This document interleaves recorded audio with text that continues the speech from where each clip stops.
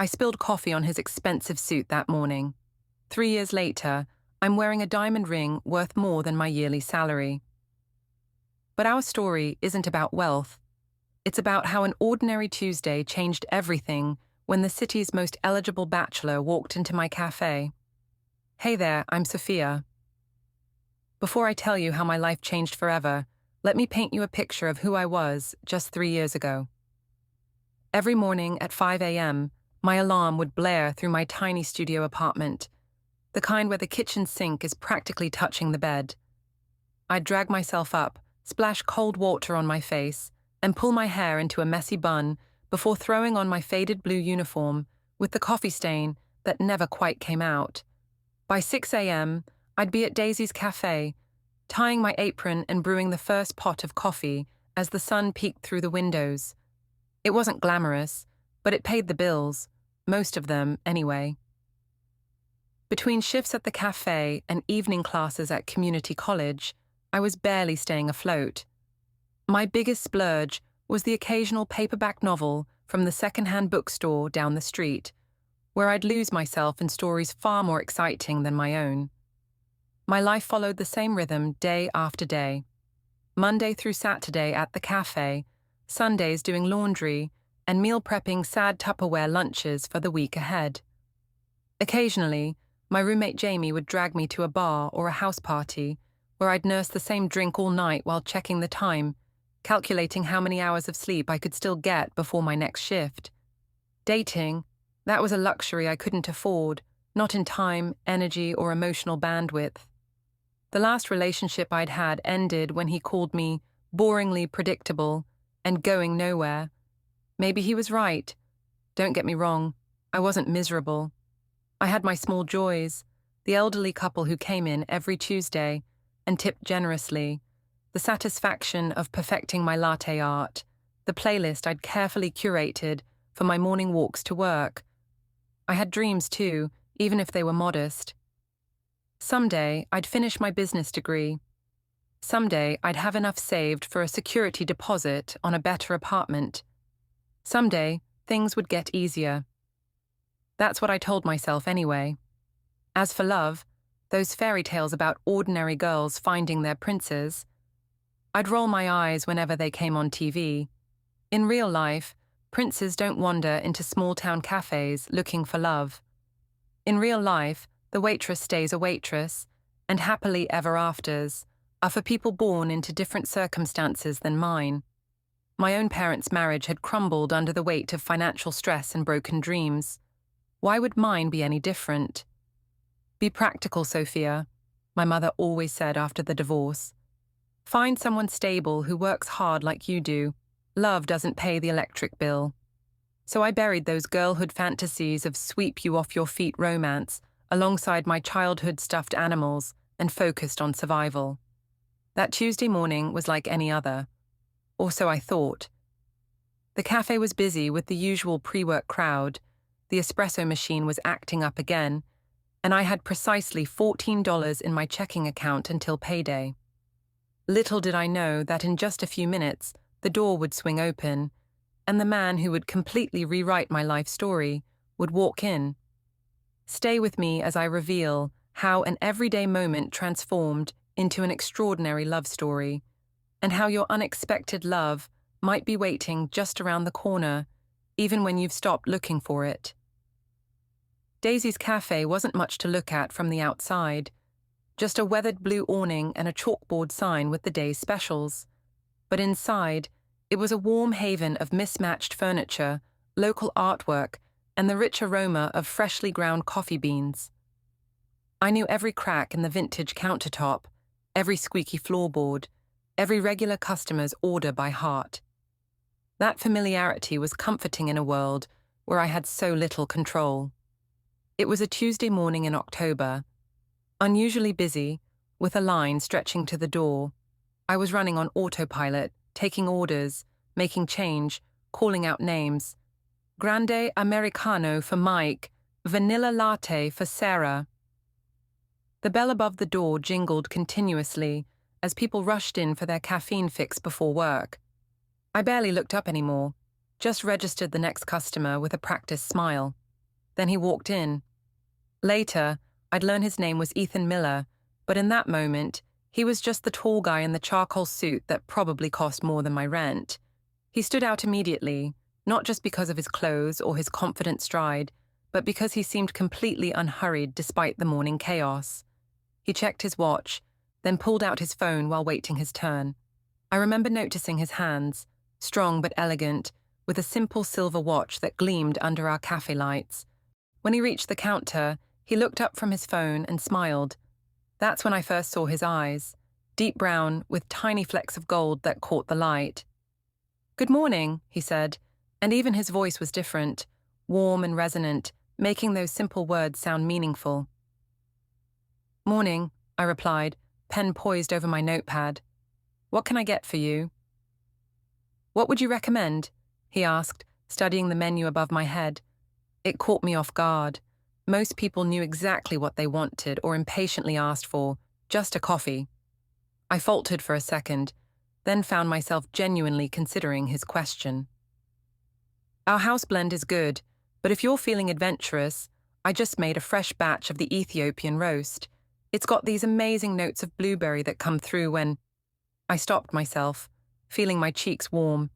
"Sorry, coffee nerd moment." He laughed, not mockingly but with genuine amusement. "Ethiopian it is then. Large, please." As I turned to make his drink, I slipped on a puddle of water someone had tracked in. The full coffee pot in my hand tipped forward, sending a wave of hot Ethiopian blend cascading down the front of his immaculate suit. Time seemed to freeze as the dark stain spread across the expensive fabric. "Oh my God, I'm so sorry," I gasped, mortified. My stomach dropped as I grabbed napkins and began dabbing frantically at his chest. My job flashed before my eyes. I'd be fired for sure. "I'm so sorry." I expected anger, maybe even yelling. Instead, he gently took the napkins from my trembling hands. "Hey, it's okay. Accidents happen." His voice was calm, almost amused, though I have to say this is the most memorable coffee experience I've had in quite a while. I looked up, bewildered by his reaction. "But your suit—" "Is just a suit," he finished. "And this," he gestured to the stain, "is a story I can tell at dinner tonight." His eyes crinkled at the corners when he smiled, I noticed. My manager, Ellen, rushed over with more napkins and profuse apologies. "The cafe will cover your dry cleaning, sir," she assured him. "That won't be necessary," he replied, then turned back to me. "But I still haven't gotten my coffee." Despite my embarrassment, I laughed. On the house, obviously. And maybe to go this time. He came back the next day, wearing a navy suit with no trace of coffee stains. I recognized him immediately when he walked in, and my heart did a strange little skip. "No coffee catapults today, I promise," I said as he approached the counter. "Slightly disappointed," he replied with a wink. "Made for an interesting meeting yesterday. My colleagues were quite impressed by my new fragrance." After that, he became a regular. Every weekday morning, 8:15 sharp. Always asking what I recommended, always leaving a generous tip in our jar. He'd linger at the counter when it wasn't busy, asking about the coffee origins or commenting on the playlist I had chosen for the day. I learned his name was Ethan, that he worked at an investment firm downtown, that he had a golden retriever named Scout who he'd rescued from a shelter. "Be careful," my coworker Liv whispered one day after he left. "Guys like that don't seriously date girls like us. You're just his manic pixie dream barista." I rolled my eyes, but her words stung because they echoed my own doubts. What could someone like him possibly want with someone like me? Sure, our morning conversations had become the highlight of my day, but I wasn't naive enough to think it meant anything more.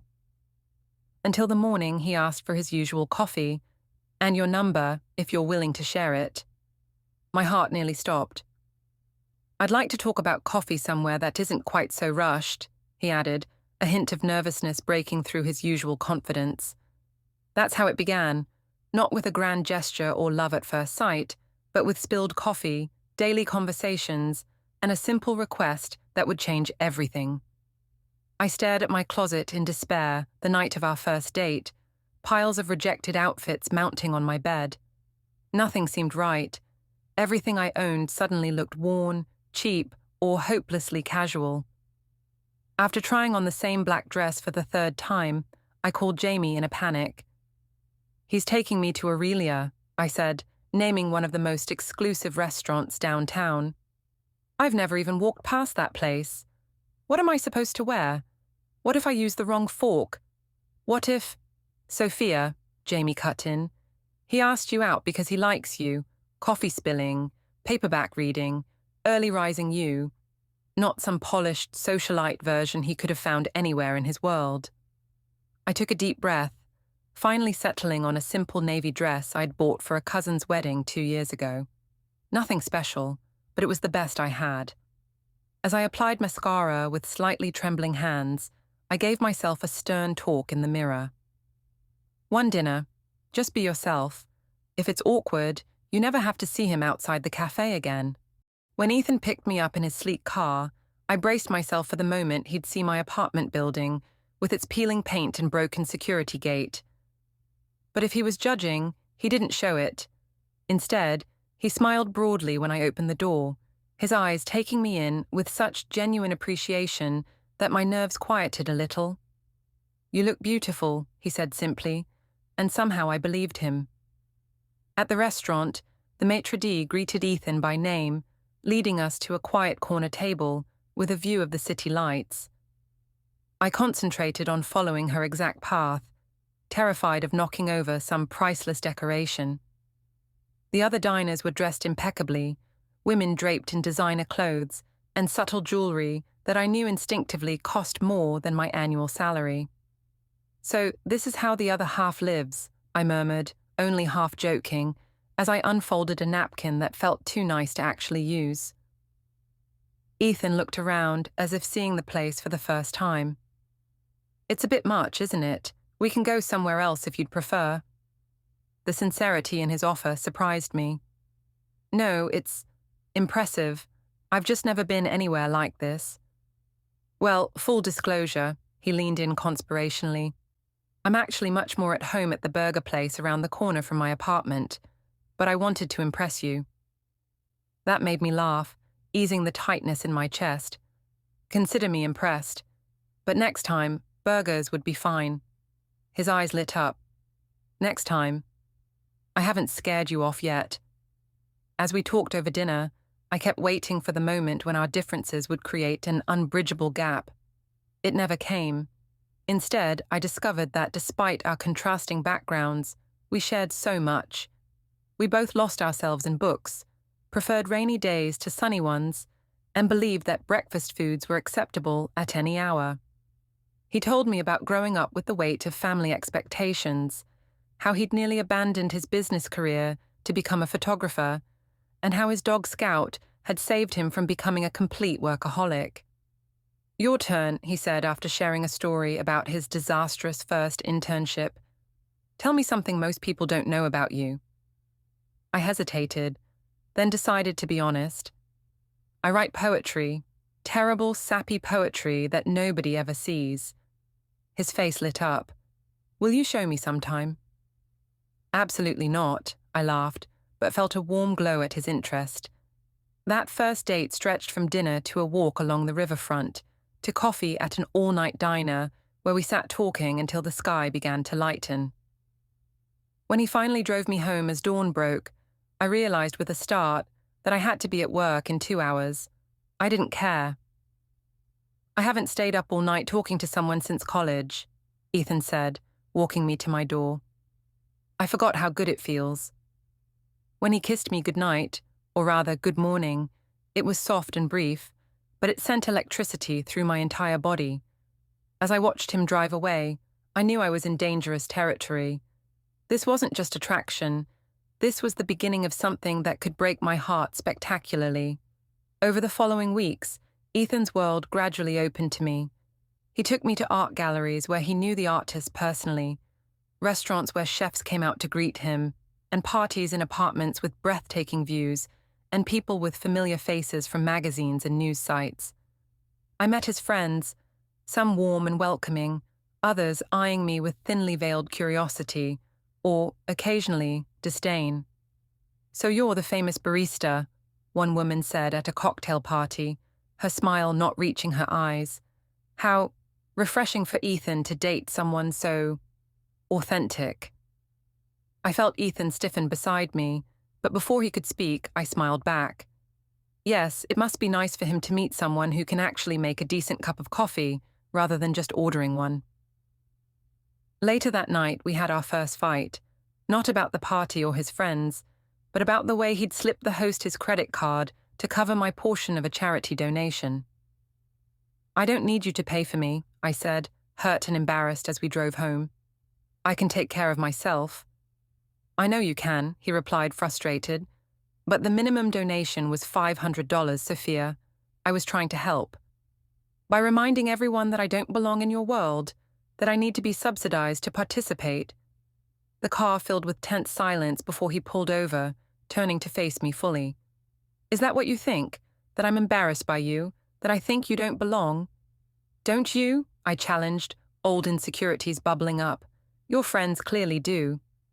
"My friends don't determine who belongs in my life," he said firmly. "You do. Just by being you." He took my hand, his eyes serious. "I'm falling in love with you, Sophia. Not some idea of you, not a project, not a novelty. You. And I don't care if it takes time for others to see what I see." It was the first time either of us had mentioned love.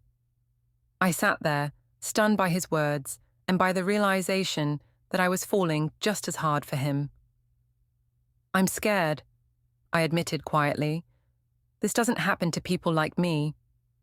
"What doesn't?" "Finding someone like you, having all this. I keep waiting for the moment when I wake up or when you realize I don't fit into your life." He brought my hand to his lips, kissing it softly. "Maybe I don't want you to fit into my existing life. Maybe I want us to build something new together." That night marked a turning point. I stopped seeing our relationship as temporary, as a beautiful but doomed chapter. Instead, I allowed myself to imagine a future, uncertain and complicated, yes, but possible. When pictures of us appeared on social media after a gallery opening, captioned with speculation about Ethan's mysterious new girlfriend, he simply commented, "Not mysterious, just extraordinary." The cafe customers did double takes when Ethan began picking me up after shifts, leaning against his car in designer sunglasses, looking like he'd stepped out of a magazine. My co-workers teased me relentlessly, but with affection. Even Liv had to admit she'd been wrong about his intentions when he showed up one rainy Monday with soup when I was homesick, spending the day watching old movies with me in my tiny apartment without a single complaint about the leaky ceiling or temperamental heating. 6 months into our relationship, Ethan invited me to his family's annual charity gala, an event covered by society pages and attended by the city's elite. "You don't have to come," he assured me. "These things are honestly pretty boring." But I knew it was important. "I'll be there," I promised, even as anxiety churned in my stomach. This wasn't just another party. This was Ethan officially introducing me to his family, his colleagues, his entire social circle, as someone significant in his life. Little did I know that night would change everything between us, in ways neither of us could have anticipated.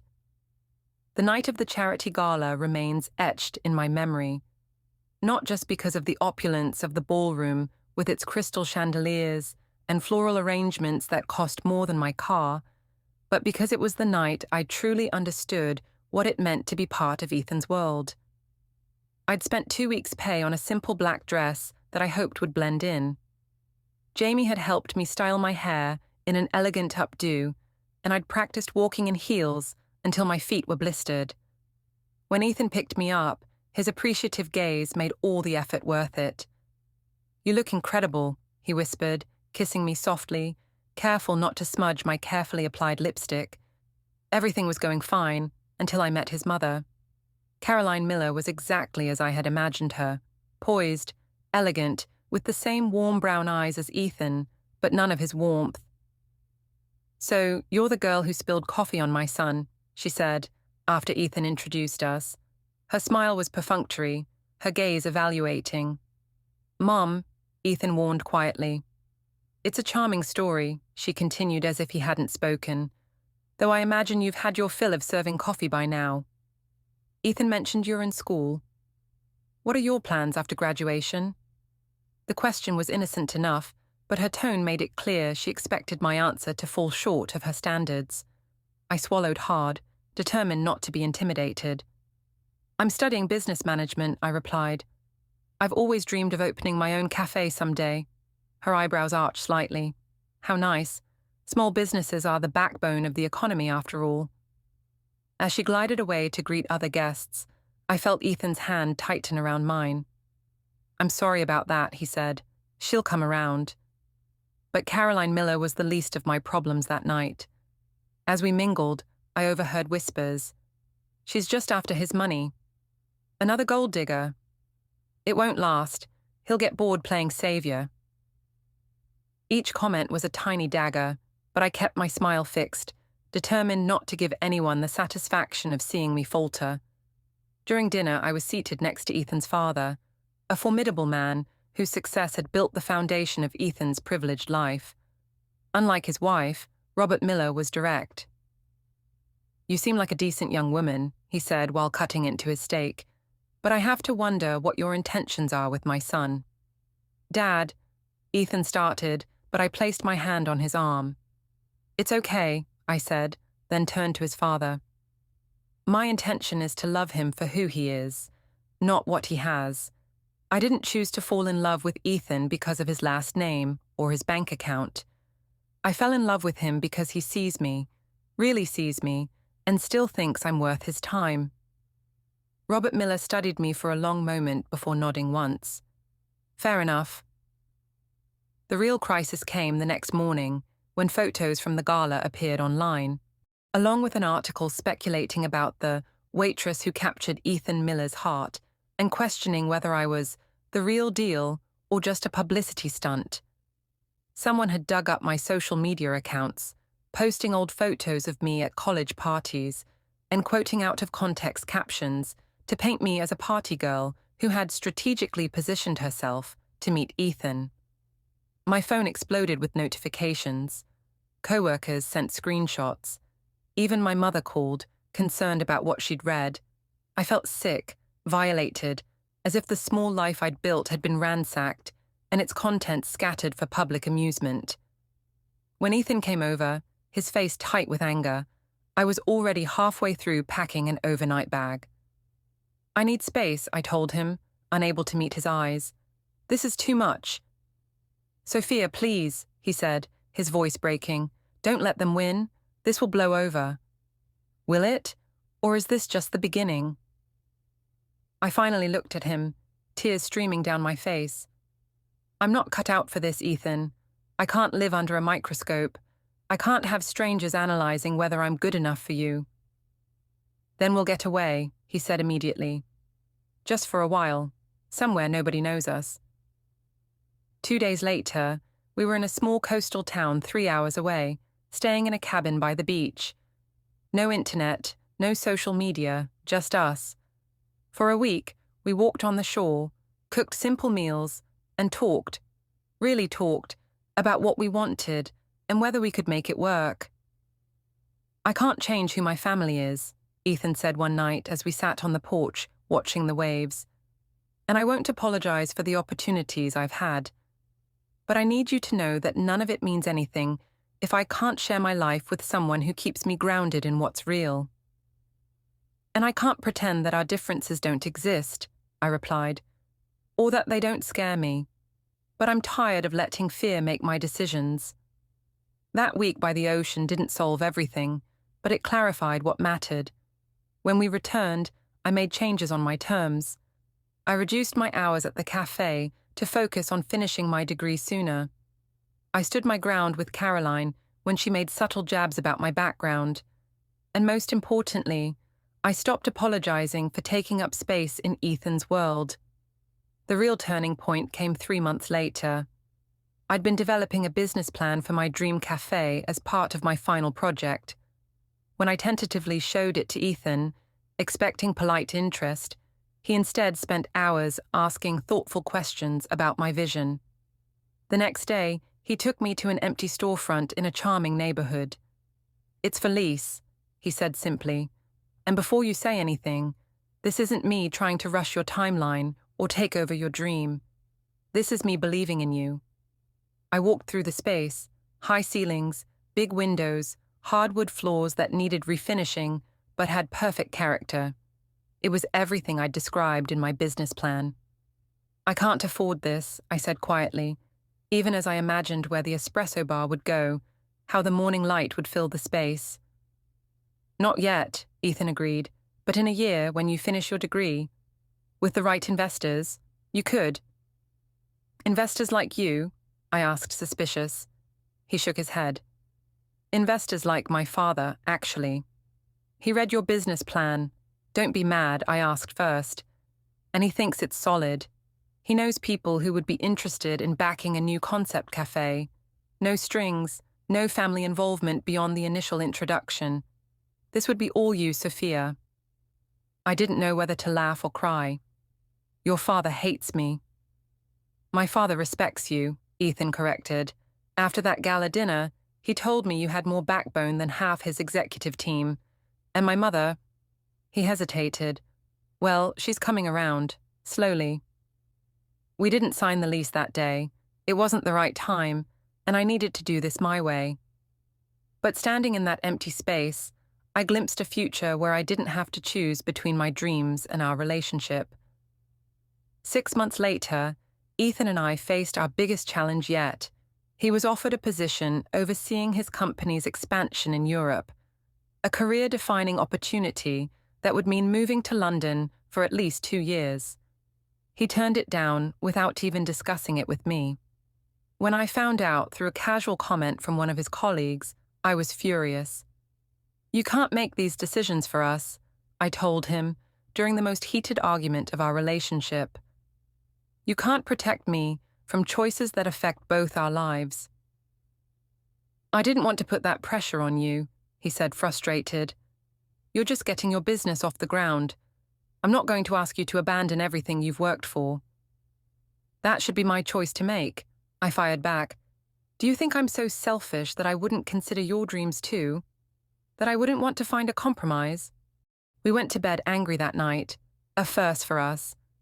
The next morning, I called his company myself and asked if the position was still available. Then I presented Ethan with a proposal. He would take the job, but we'd set a strict 2-year timeline. I would use that time to work in cafes across Europe, gathering ideas and experience for when we returned. My business would wait, but my dream wouldn't die. It would grow. "Are you sure?" he asked, searching my face for any doubt. "No," I answered honestly.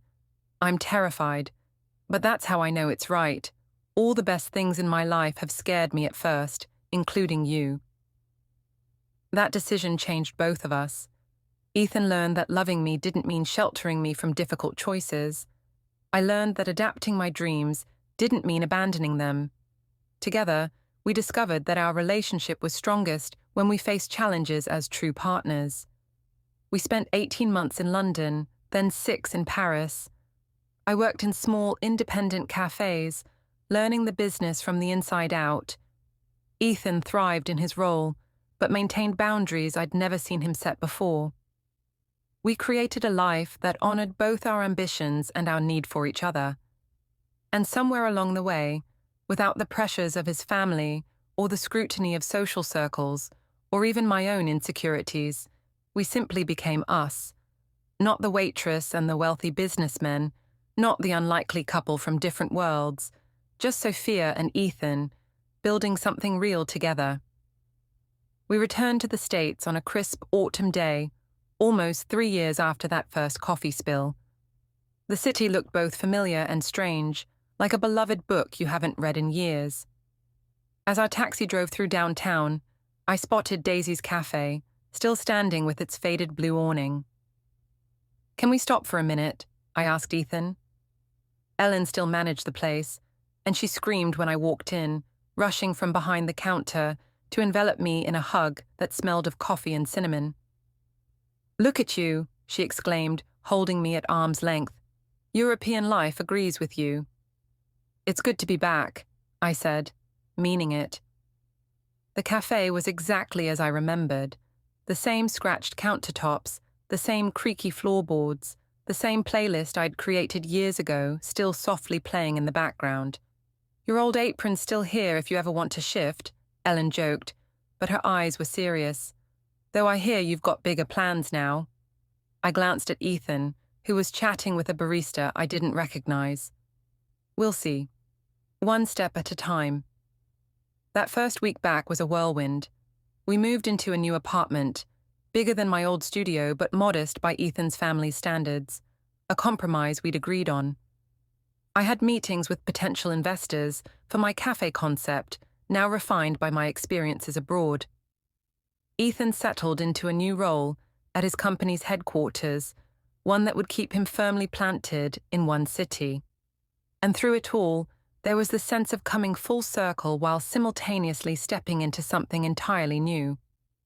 The girl who had once spilled coffee was still there inside me, but now she stood straighter, spoke more confidently, knew her worth beyond her circumstances. Then came the evening that changed everything. Again. Ethan suggested a walk along the Riverwalk, where we'd spent hours talking on our first date. The autumn leaves were turning, painting the city in fiery oranges and reds. We reminisced about our time abroad, the tiny Parisian apartment where we'd had to shower in turns because the bathroom was so small, the weekend trips to coastal Italian towns, the Christmas we spent in a snow-covered cottage in Switzerland. "Do you ever regret it?" I asked him suddenly. "Choosing a complicated life with me when you could have had something so much simpler with someone from your world?" Ethan stopped walking, turning to face me with an intensity that still made my heart skip after all this time. "There is nothing simple about living without the person you love," he said. "And you are my world now. The rest is just geography." He reached into his pocket then, and I knew before I saw the small velvet box what was happening. Still, nothing could have prepared me for the surge of emotion as he knelt on one knee, there on the same path where we'd walked as near strangers 3 years before. "Sophia," he said, his voice steady but his hands trembling slightly. "You didn't just change my order that first morning in the cafe. You changed everything. The way I see the world, what I value, what I want for my future." He opened the box to reveal a ring, not the ostentatious diamond I might have feared years ago, but a simple, elegant design with subtle vintage details, exactly the sort of thing I would have chosen for myself. "I don't want you to be a queen in some fairy tale," he continued. "I just want you to be my partner, my best friend, my home for the rest of our lives. Will you marry me?" Through tears, I nodded, pulling him to his feet and into my arms. "Yes," I whispered against his lips. 1,000 times, yes. Later that night, as we celebrated with champagne on our balcony, I thought about the journey that had brought us here. Not just the physical distance from that cafe to this moment, but the emotional terrain we'd navigated. The doubts, the family tensions, the cultural gaps, the moments of nearly giving up. "A penny for your thoughts," Ethan said, noticing my contemplative mood.